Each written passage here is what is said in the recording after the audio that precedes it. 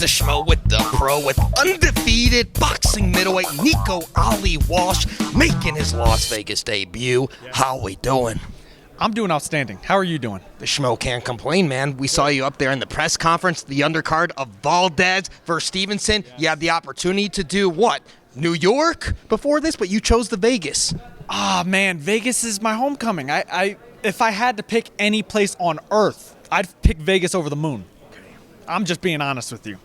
So obviously being the hometown kid, you got to get extra tickets, man, extra eyeballs. You already got the pressure, man, being Muhammad Ali's grandson. Yeah, you know what?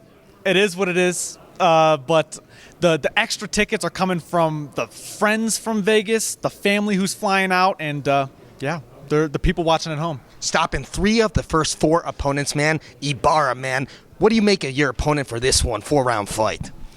You know, you got to see you watch the footage on these guys, but, you know, you got to see how they react under your pressure, how they react under the lights and under the pressure. So we'll see. I'm prepared for any style for this fight. And how do you handle the pressure of the name value, man? Obviously, we know about the Everlast shorts, the white trunks, and the debut. It wasn't planned. It was accidental. We talked about in the Schmo Zone podcast, man. But how do you continuously handle the pressure? Because you've been doing the boxing debut as being a student at the same time.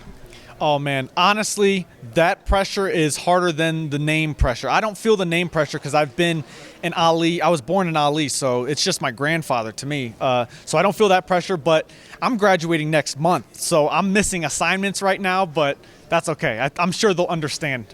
As someone who's taken no shortcuts in this sport, fighting the who's who, what do you make of what's going on now with Jake Paul? Still calling out guys that have been retired, that are mixed martial artists, and not traditional boxers. You know, I did just hear that he called out somebody that it was an MMA guy. It was a UFC guy. But Michael Bisping. That's who it was. It was Michael Bisping, and you know, everyone's got their own lane. If that's what he wants to do, all power to him. Amanda Serranos or Katie Taylor? Who do you got? I can't pick it. That's a tough fight. It sucks that fight's the same night as my fight, so I won't be able to watch it live, but I'm going to catch the highlights, and that's a lot like this fight where it's a toss-up. Anybody can win that fight. It's a match. It's a boxer's dream.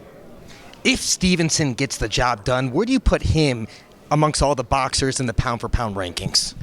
Well, I put him, as of right now, he's on my top 10 list of pound-for-pound boxers. His IQ is through the roof. And watching him in the gym, you could see it. So after this fight, if he gets the job done in the fashion that I think he will, he's going to jump on that list quick.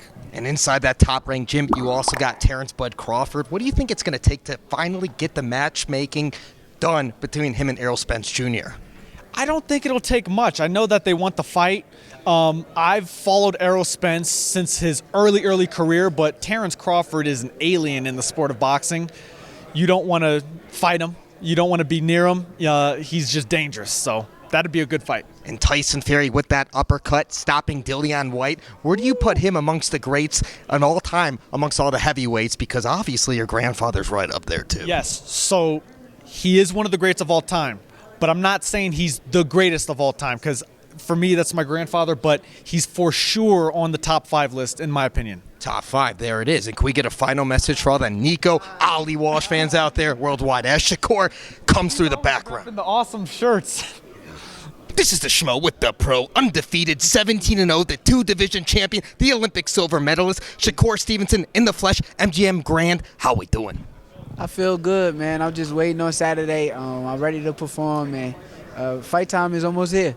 Oscar Valdez going for the unification of the lightweight championship, the junior lightweight championship. When you study film, when you're in the training camp, what gave you the most confidence going into this fight that you know you're going to stop this guy and get all the belts? I ain't really watched too much of Oscar in training camp. I watch tape, but I'm not just like sitting there studying Oscar. I know if I come 100% myself, that nobody in the world could beat me. I know that when I'm at my best, there's no fighter on the planet that could beat me. So I prepare for being at my best. Shakur's the man. Shakur's the man. He puts in the work.